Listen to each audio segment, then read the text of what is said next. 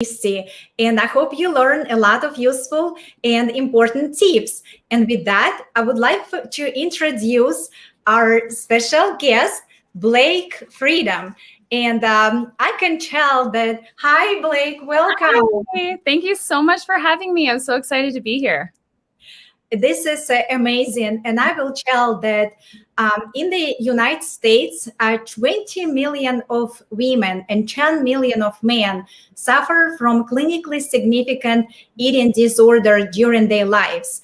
And many cases unlikely to be reported. People just don't speak about it and they hold inside themselves.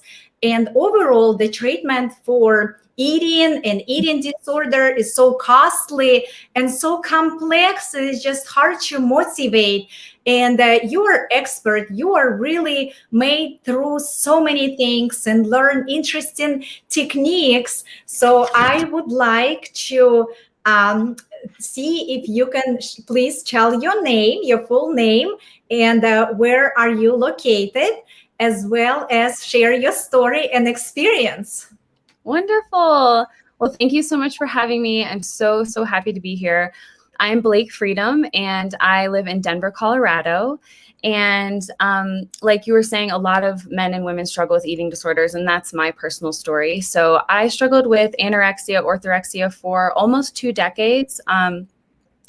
Eating disorders are one thing that people don't always realize is that eating disorder is a mental illness, and it's a very mental and emotional disease that we live with in our mind. And so I remember the day that I created my eating disorder when I was very young. I grew up around a lot of violence in the home, a lot of trauma, and it was a way for me to separate from that experience so that I could feel safe. So growing up, it kind of became this friend that I lived with in my head, that was this voice that was kind of comfort. And as I got older, the eating habits and the coping mechanisms started showing up. So I went through high school and middle school really struggling with being bullied. I was scouted as a model, so I was really trying to fit into the expectations, which back then were very different than today. Thankfully, a lot has changed.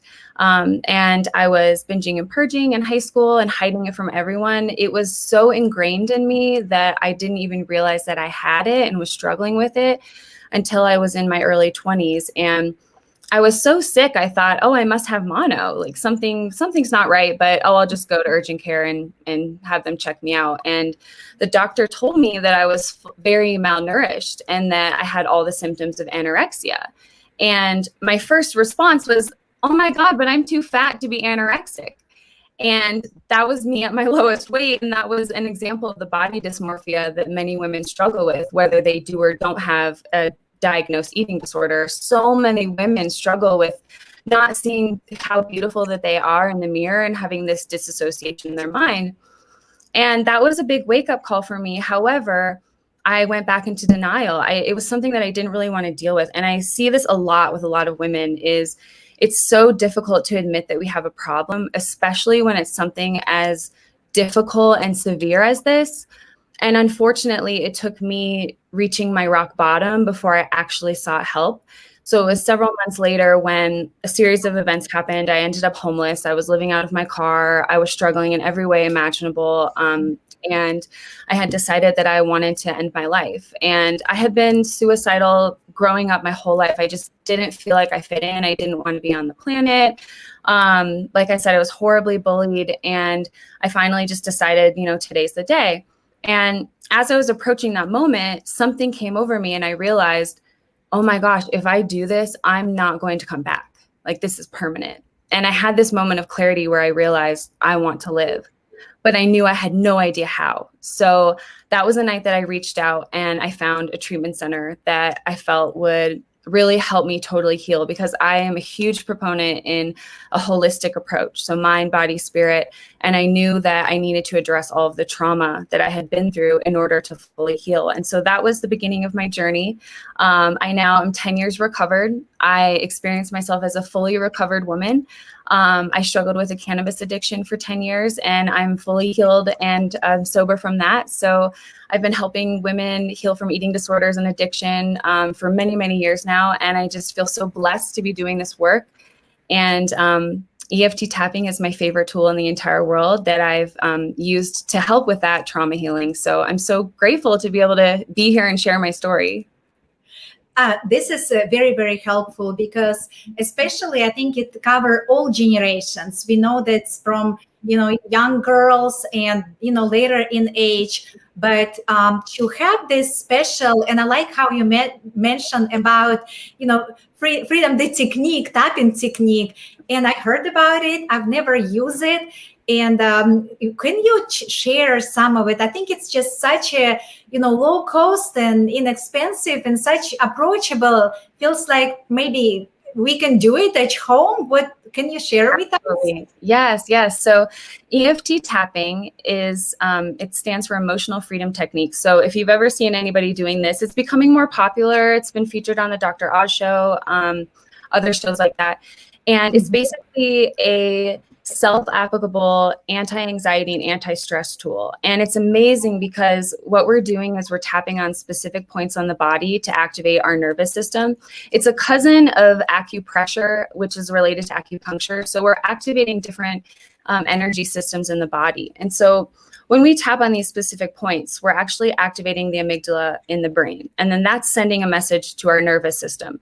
So when we're in fight or flight mode, because we're either having an anxiety attack or we're triggered because, something's coming up about past trauma, or any type of situation where we feel like we're in fight or flight because our brain thinks that we're in danger, the sympathetic nervous system is activated. So tapping is amazing because it activates the opposite part of our nervous system, the parasympathetic nervous system, and it forces the body into a state of calm, rest, relaxation, reset. And it's wonderful because in those moments where we're having anxiety and panic, which unfortunately is part of the society that we live in, it's a tool that we can use in the moment, anywhere we are, anytime we are. It's completely free. All you need is the tips of your fingers. It's a very simple technique. And it's just so simple.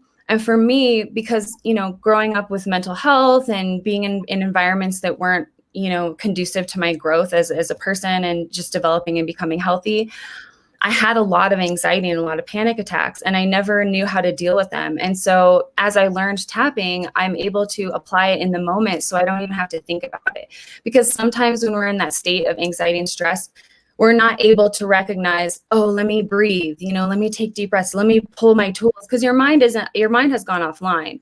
So it's a super simple tool. And then in addition to using it for anxiety and stress, I'm a huge believer in using it for trauma. So I really feel like it's so important for us to understand when it comes to coping mechanisms and addiction and eating disorders that we absolutely must look at the core issues, which is our trauma, because these are coping mechanisms.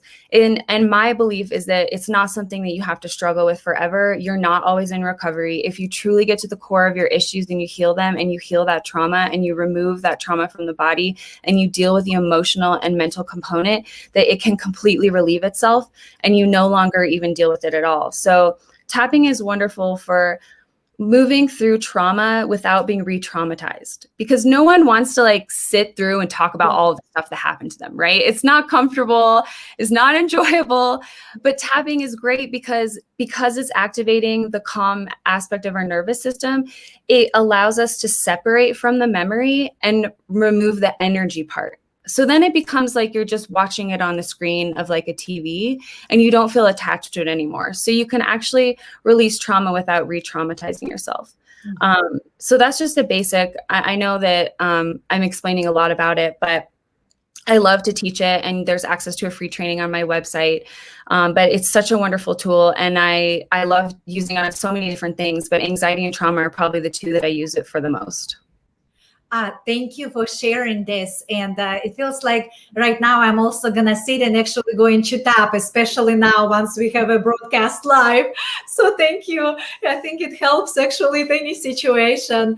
And it's very interesting how you seem so strong and you've done so many things. And who was any person specific or maybe coach or advisor or someone led you into this? Sometimes we just kind of waiting until we have a certain trigger or we meet someone, but does it really need, or we can do within ourselves? Did you have anyone? That's a great question. So before, when I was in my eating disorder in my 20s, before I was really aware that I was sick, because it was just such a normal way of life for me, I saw The Secret when The Secret came out. I know that many of us have seen that movie. And someone that really spoke to me was Joe Vitale, Dr. Joe Vitale. And he was the guy with the beads. And he's actually who introduced me to EFT tapping. So it was really exciting for me because, you know, I'm very open and I like to learn new things. I was like, what is this interesting tool? And so I started using that on just like little things and was just kind of getting to know it. And then when I went into treatment, they actually taught us EFT for our aftercare. And I was so excited because I thought, oh my gosh, this is amazing. I'm already using this tool. And that is actually what helped me to learn it in a more intuitive way and to master it in my own way. I mean, I've been using it for 12 years, teaching it for a decade. And that really empowered me to do the work on myself. So I'm able to deal with my triggers as they come up, to deal with the pains as they come up. But what I will say is that when it comes to healing something like an eating disorder or an addiction or things like that, there's usually a breaking point. And I wish that I could say that, you know, you could wake up one day and just decide, okay, I don't want to do this anymore. But typically it takes getting to a point where the situation and environment has come to a point where you just can't go on the way that you are anymore. And it brings you almost to your knees. And, you know, you have to be fully committed to healing in order to heal. But the good thing is that you absolutely can. And that's what I really want every woman and man struggling out there to hear, is that it is 100% possible. You do not have to struggle for life. You do not have to be in recovery forever. You can fully recover. You just have to make that decision that you do want to do it. And once you decide, the universe will rearrange itself to bring you all of the opportunities, all of the tools, all of the healers, all of the medicine, everything that you need to make it happen.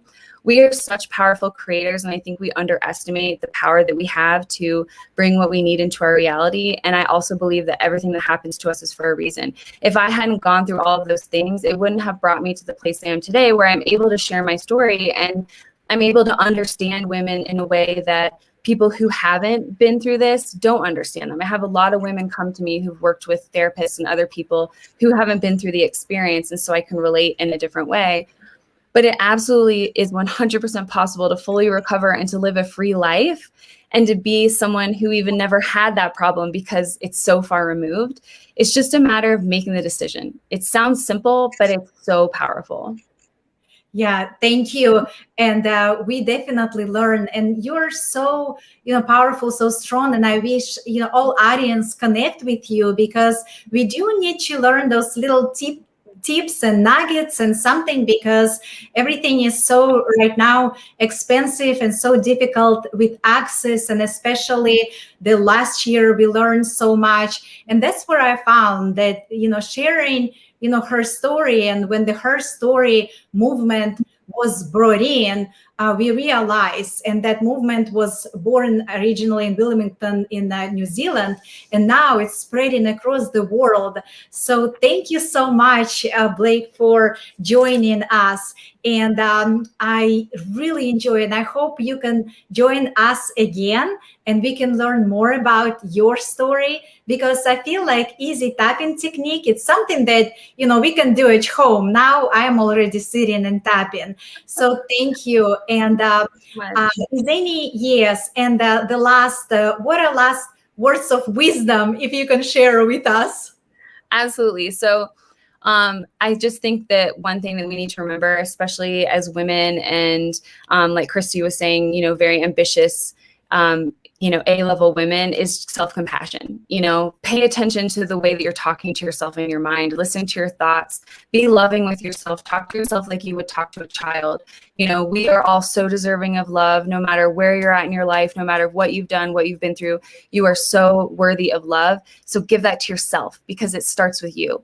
And secondly, try EFT tapping. Go to my website. I have an amazing free program for you. I will teach you what it is, how it works, how to use it, the science and the evidence, and amazing healing. So it changed my life. It can change yours. And I just thank you so much for having me. Oh, thank you very much, Blake. And please stay with us. We will join by the end of the hour, and I will see you soon. Okay.